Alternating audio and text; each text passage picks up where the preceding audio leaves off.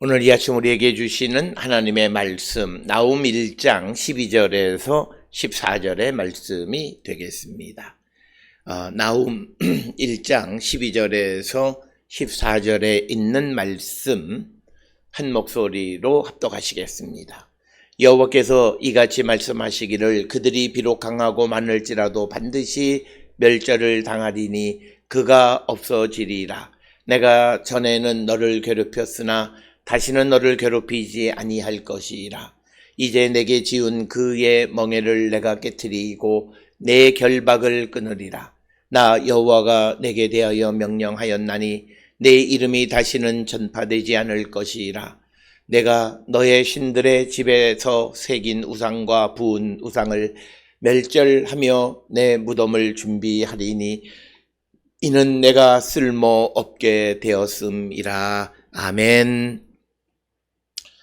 오늘 우리가 함께 읽은 나훔 1장 12절로부터 14절에 있는 말씀은 앞에서 우리가 보았던 말씀과 마찬가지로 12, 13, 14절에서 등장하는 2인칭 그 명사, 즉 12절에 기록되어 있는 너를 괴롭혔으나 또는 너를 괴롭히지 아니하고, 그리고 13절에 내게 지운 멍에, 내 결박, 그리고 14절에 등장하는 내게 대하여 명령하였나니 내 이름이 다시 전파되지 않고 내가 너의 신들의 집에서 새긴 우상과 부은 우상을 멸절하며 내 무덤을 준비하리니 이는 내가 쓸모없게 되었음이라 라고 말하는 이 너라고 하는 2인칭 대명사가 무엇을 가리키는가 라고 하는 것입니다. 그런데 특별히 우리가 12절과 13절에서 우리말에는 그냥 너로 되어 있지만, 그러나 시브리어 원문에는 이것이 2인칭 여성의 너입니다. 반면에 14절에 등장하는 너는 2인칭 남성의 너입니다. 따라서 12절과 13절에 등장하는 너는 유다를 얘기하는 거고, 14절에 등장하는 너는 아시리아를 지칭하는 그런 2인칭 대명사가 되겠습니다. 따라서 우리가 이 본문의 이러한 그 세밀한 분석을 하지 아니하면 본문을 이해를 할 때 잘못 이해한다는 거죠. 왜냐하면 12절에서 너를 괴롭히지 않겠다 말했고, 그리고 너에게 지은 멍에를 깨트리고 너의 결박을 끊으리라고 말했는데 14절에서는 내 이름이 다시는 전파되지 않고 그 다음에 내가 쓸모없게 되었다라고 할 때 이 12, 13절과 14절의 내용이 일치하지 않는 문제가 발생하기 때문에 오늘 주시는 본문에서 12, 13절은 유다를, 14절은 아시리아 즉 니느웨를 지칭하는 것이다 라고 하는 것을 우리가 분명하게 기억하셔야 되겠습니다. 특별히 오늘 주시는 12, 13, 14절에는 이 하나님이 어떤 분이신가 라고 하는 겁니다. 하나님은 이스라엘에게 고난도 주시고 그리고 그 고난을 해결해 주시는 분이기도 하다라고 하는 겁니다. 그래서 오늘 주시는 본문의 13절에 보면 너에게 지은 그의 멍에를 내가 깨트린다. 그러니까 하나님께서 유다에게 지은 아시리아의 멍에를 이제 내가 깨트리고 너의 결박을 끊을 것이다. 이렇게 말씀하시므로 고난을 주시는 것도 하나님이실 뿐만 아니라 그 고난을 제거해 주시는 것도 하나님이시다라고 하는 것을 우리에게 보여주는 말씀이고, 그렇기 때문에 아시리아의 니느웨의 결박, 니느웨의 멍에 가운데 있는 자들이 그 멍에를 풀기 위해서 그는 오직 하나님에게로 가까이 가는 자가 되어야 한다라고 하는 것입니다. 따라서 오늘 주시는 본문에서 하나님께서는 이제 이스라엘에게 멍에를 씌우기도 하시고 그 결박을 끊어내기도 하시는 분이시다. 이 말은 조금 더 나가면 모든 세계사의 역사는 하나님의 계획과 섭리 가운데 운행되어지는 것이다 라고 하는 것입니다. 그렇기 때문에 고난의 직면에서도 우리가 다른 생각을 하지 말고 오직 하나님께로 가는 자가 되어야 한다라고 하는 겁니다.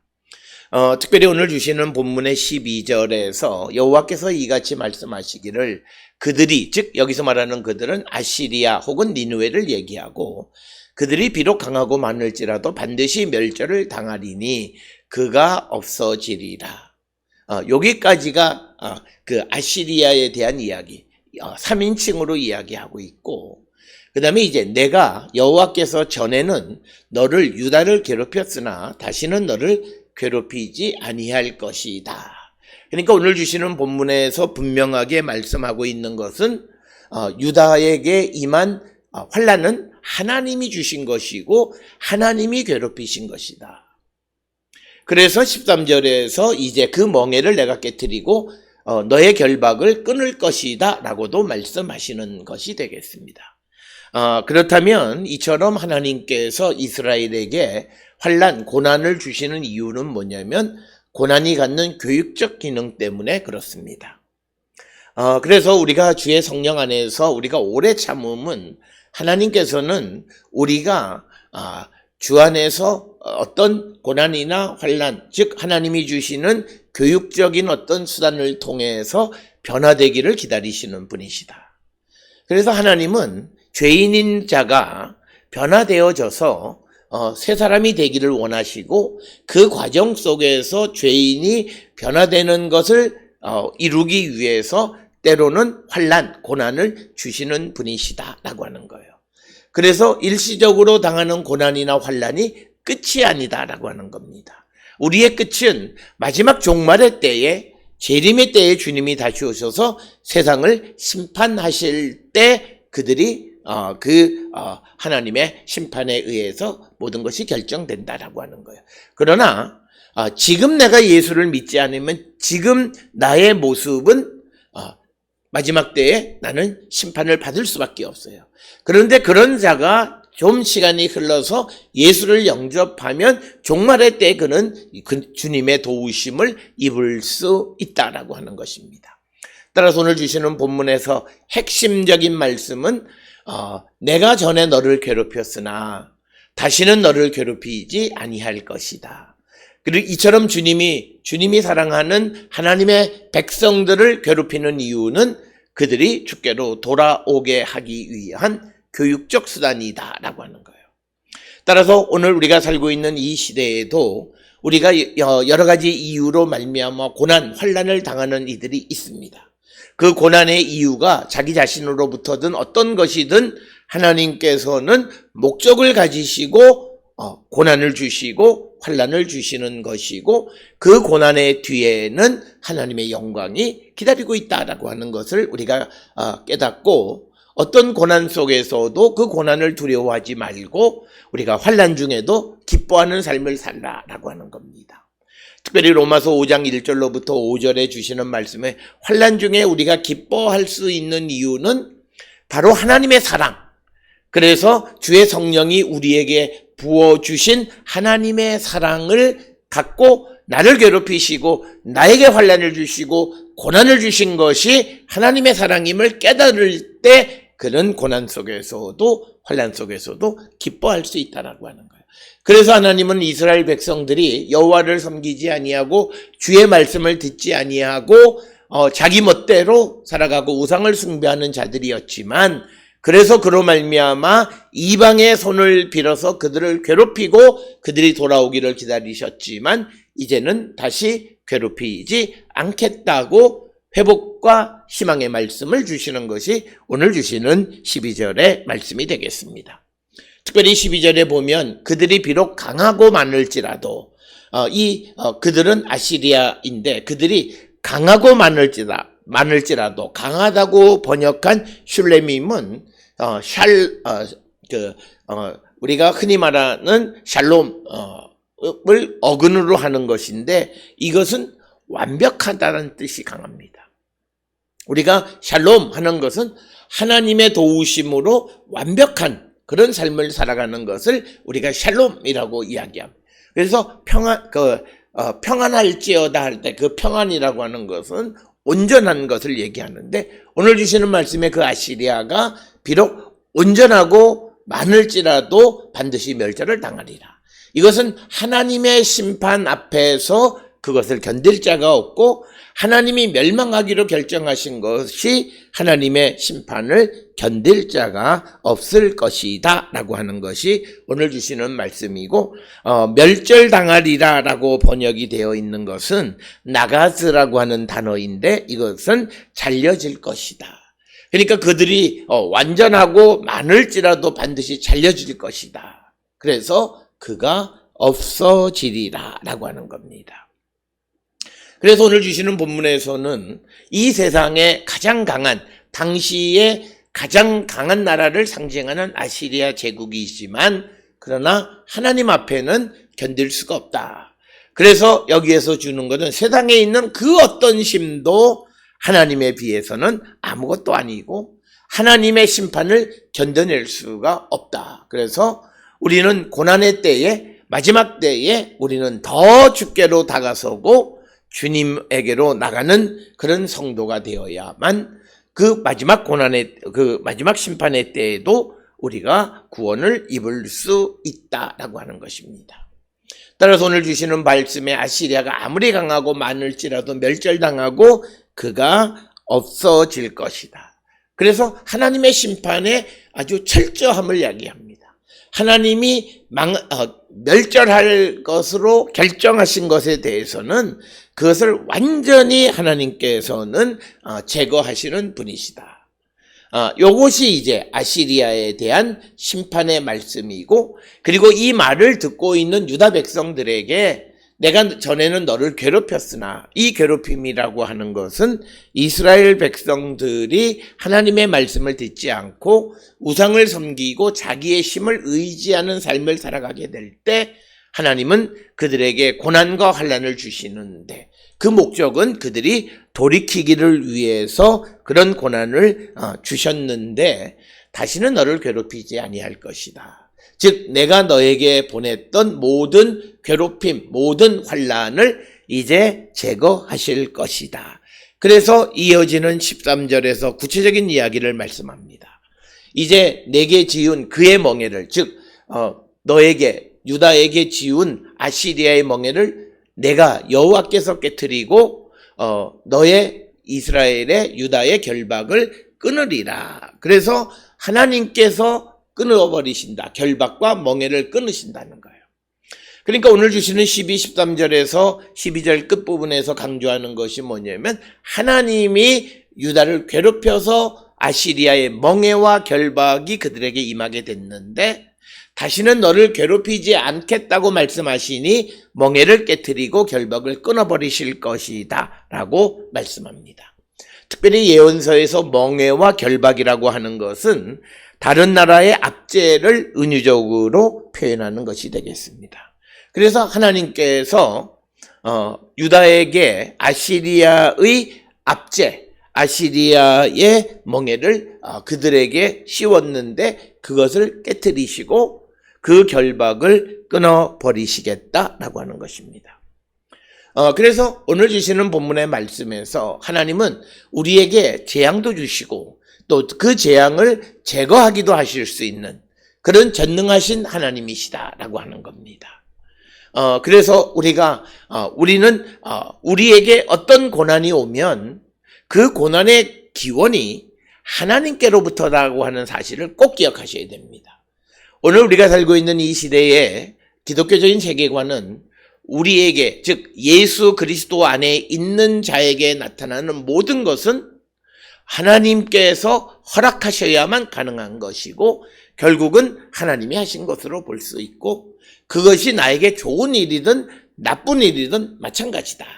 오늘 우리가 살고 있는 이 시대에 나에게 오는 환난, 나에게 오는 질병 모든 것들이 하나님으로부터 기원했느냐 아니면 우상으로부터 마귀로부터 기원했느냐를 어떻게 인식하느냐에 따라서 그 사람의 신앙은 달라지는 거예요. 그래서 어떤 이들은 이것이 귀신이 마귀가 나에게 준 고난이라고 생각하면 귀신 쫓아내는데 정신을 다 쏟아요. 그런데 이것도 하나님께서 어떤 이유가 있어서 나에게 허락하신 것임을 알 때는 더 주께로 가는 거죠. 그래서 주님의 도우심을 구하는 자들이 된다라고 하는 것입니다. 이처럼 주님이 우리에게 고난도 주신다라고 얘기했을 때, 이 고난이 마귀로부터 생긴 것이라고 생각하는 것과 결국 쫓아내는 것은 하나님의 도움을 구하는 거니까 같은 것 아니냐라고 생각하는데 굉장히 다른 거예요. 하나님이 내게 고난을 주셨다고 생각하는 사람이 하나님의 도움을 구할 때 그는 자기 자신을 성찰하게 되어지는 겁니다. 무엇이 잘못됐기 때문에 하나님이 내게 이 고난을 주셨는가를 생각해요. 그런데 이것이 귀신에게로부터, 마귀로부터, 사탄으로부터 온 거라고 생각하는 사람은 하나님의 도움을 구하긴 하는데 자기 성찰이 없어요. 그냥 저 나쁜 세력을 물리쳐달라고만 얘기해요. 그러기 때문에 그들은 하나님의 은혜를 입기가 어렵고 또 자기들은 하나님의 은혜를 입었다 하는데 사람의 변화가 없고 결국 그들은 멸망하게 되는 거예요. 앞에서 말씀을 드렸듯이 하나님께서 유다를 괴롭히시는 이유는, 고난과 환난을 주시는 이유는 그를 교육하기 위해서, 그를 고치고 그를 개선하고 그의 믿음을 장성하게 하고 여러 가지 하나님의 목적을 위해서인데, 그런데 그 고난이 사탄, 마귀로부터 왔다고 생각하니까 자기는 한 번도 성찰하지 않아요. 자기가 항상 옳아요. 그러니까 그는 궁극적으로 돌이키지 못한다라고 하는 겁니다. 따라서 오늘 주시는 본문의 말씀에서 내가 너에게 지은 멍에를 내가 깨트린다라고 하는 거예요. 그래서 이것은 하나님께서 우리에게 모든 것을 허락하시는 거예요. 좋은 일, 나쁜 일. 그래서 우리가 이 땅을 살아갈 때 왜 내게 이 일이 있었을까? 왜 내게 이렇게 억울한 일이 생길까? 그런데 그것을 천천히 자기의 삶을 우리가 돌아보면 하나님은 무슨 목적으로 그러셨을까? 아마 어쩌면 내가 하나님 앞에 온전치 못한 삶을 살아가거나 하나님을 믿는다 하면서도 세상을 의지하는 믿음을 갖고 있을 때 하나님이 온전히 나만 믿으라고 말씀하시고자 할 때 어떤 고난을 통해서 우리의 마음 졸임을 주시고 그것을 통해서 우리가 더 주님에게로 가까이 가기를 결단하는 자가 되게 하신다라고 하는 거예요. 이것을 남에게 탓을 하면 자기를 성찰하지 않아요. 그래서 그런 사람에게는 그런 일이 자꾸 반복적으로 벌어져요. 왜? 자기의 잘못을 성찰하지 않기 때문이다. 그래서 우리 기독교는 우리가 흔히 말하는 내 탓이다라고 하는 거예요. 내게 좋은 일이 와도 또 내게 나쁜 일이 와도 그것을 허락하신 분은 나를 위해서 하나님이 하신 것이다 라고 하는 그런 세계관을 갖고 우리가 살아가는 거예요.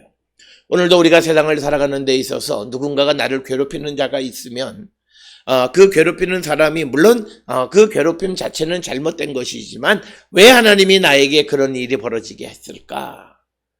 그래서 나를 한 번쯤 복귀해보고 성찰하고 돌이켜보려고 하는 그런 자세가 기독교적인 삶의 자세이다라고 하는 겁니다. 그러면서 이렇게 이제 유다에 대한 희망의 메시지를 전해주시고 이어지는 14절에서는 이제 여호와께서 그 아시리아의 멸망에 대해서 말씀하시는 겁니다. 앞에서도 말씀을 드렸듯이 나 여호와가 내게 대하여 명령하였나니 내 이름이 다시는 전파되지 않을 것이라. 내가 내 집 신들의 집에서 새긴 우상과 부은 우상을 멸절하며 내 무덤을 준비하리니 이는 내가 쓸모없게 되었음이라 라고 하는 이 14절에 너는 니느웨를 이야기하고 아시리아를 이야기한다 라고 하는 겁니다. 그래서 아시리아의 멸망에 대한 이 선포의 내용은 세 가지입니다. 첫째는 니느웨의 이름이 다시는 전파되지 않고 그리고 그들이 의존했던 모든 우상을 부숴버리고 그리고 그 아시리아를 무덤에 묻어버릴 것이다 라고 하는 것입니다. 이처럼 하나님은 하나님의 백성들을 괴롭히고 또 하나님께서 그들을 도구로 사용하셨지만 그러나 그들이 교만해서 마치 그것이 자기들의 힘인 양 능력인 양 생각해서 과도하게 어떤 고난을 베푸는 그런 아시리아에 대해서 심판을 명령하시는 것이 되겠습니다. 특별히 오늘 우리가 살고 있는 이 시대에서 아시리아의 문제는 하나님으로부터 고난을 것이 있습니다. 일정한 부분 아시리아를 괴롭히는 것을 위임을 받았습니다. 그래서 그들의 백성들을 포로로 잡아가고 그 나라를 멸망시키고 파괴하는 일들, 하나님이 그들을 보내셨어요. 그런데 그들이 이것이 너무 과도해서 그리고 그 백성들을 너무 과도하게 괴롭힐 때 하나님은 그 고난을 사용하고 있는 아시리아를 심판하시고, 이런 내용들은 우리가 학개서나 이런 것에서 쉽게 찾아볼 수 있다라고 하는 것입니다.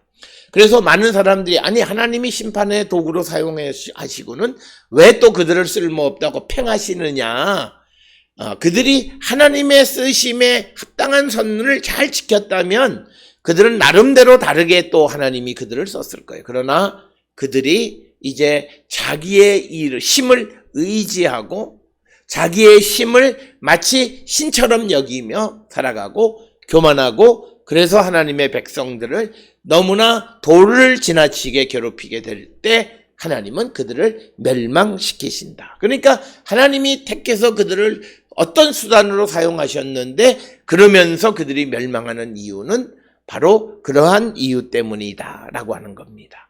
그래서 오늘 주시는 이 14절에 그 니느웨의 그 멸망에 대한 하나님의 말씀이 기록되어 있습니다. 오늘 주시는 이 나훔서 1장 14절에 이처럼 니느웨의 멸망, 아시리아의 멸망에 대해서 언급하고 있는데, 비슷한 시대에 소위 아수르바니팔 시대의 아시리아 왕의 비문에 보게 되면 나훔서 1장 14절과 정반대의 상황을 기록하고 있습니다. 그곳에 보면 누구든지 아시리아 왕의 이름을 제거하면 아다들을 비롯한 아시리아의 주요 신들이 그를 저주할 것이다, 이렇게 얘기합니다. 그런데 오늘 주시는 말씀에서 다시는 너의 이름이 전파되지 않고, 그리고 내가 너의 신들의 집에 새긴 우상과 부은 우상을 멸절한다는 거예요. 그러니까 뭐냐면 아시리아를 지켜주는 그런 수호신들을 다 없애버리시는 거예요. 그리고 그들을 하나님께서 멸망시키신다. 그러니까 우리가 이것을 보면 자기 자신을 바라보지 못하는 아시리아들은 자기들이 하나님의 심판이 문턱에 와 있음에도 불구하고 그것을 알지 못하고 오히려 자기들이 잘 되어지고 자기들의 신이 자기를 지켜줄 줄 생각합니다. 오늘 우리가 살고 있는 이 시대에 하나님의 심판이 문턱에 가까이 왔음을 바라보지 못하고 마치 자기에 있는 것이 자기를 지켜줄 것이라고 착각하고 살아가는 자들은 불현듯 다가오는 그런 심판을 견딜 수가 없다라고 하는 거예요. 따라서 우리가 세상을 살아가며 하나님의 말씀을 통해서 매일 나를 성찰하고 말씀의 거울로 나를 비춰봐야 되는 것은 내가 하나님 앞에 지금 어떤 상황 속에 있는가.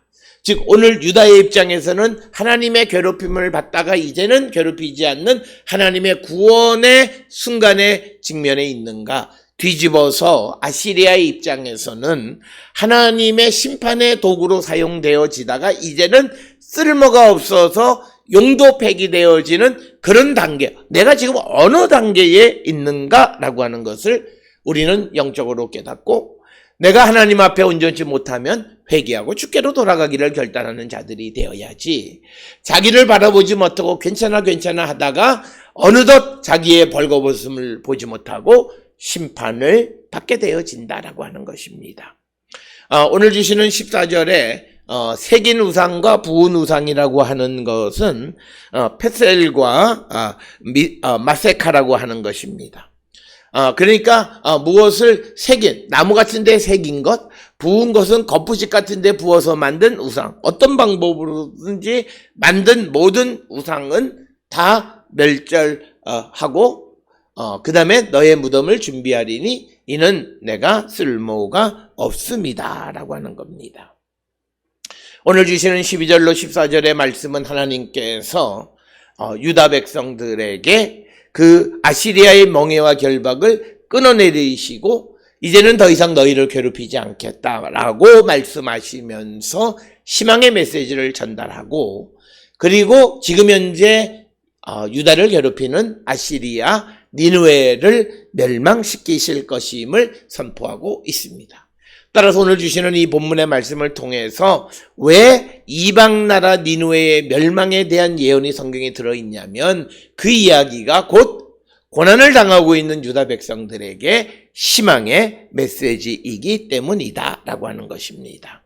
오늘 주시는 나홈서 1장 12절로부터 14절에서 우리는 우리가 겪고 있는 모든 것, 고난이든 기쁨이든 다 하나님 주신 것임을 우리가 깨닫는 자가 되어야 하고, 때가 되면 하나님께서는 하나님이 보내신 고난을 제거하신다. 그래서 우리는 그때까지 우리가 하나님이 허락하신 그것에 순종하는 삶을 살아갈 때, 때가 이르면 하나님은 멍에와 결박을 끊으시고 우리를 구원하신다라고 하는 것입니다. 이것이 진정한 의미의 우리가 순종입니다.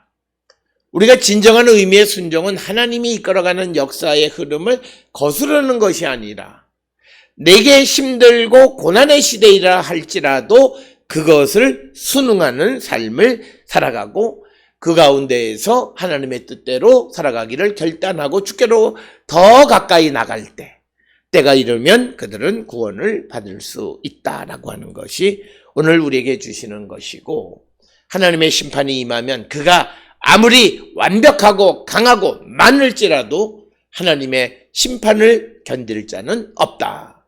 그래서 우리는 어렵고 힘들 때 더욱더 주께로 가까이 나가 주님의 구원을 받는 거룩한 하나님의 백성들이 다 될 수 있기를 주의 이름으로 축원합니다.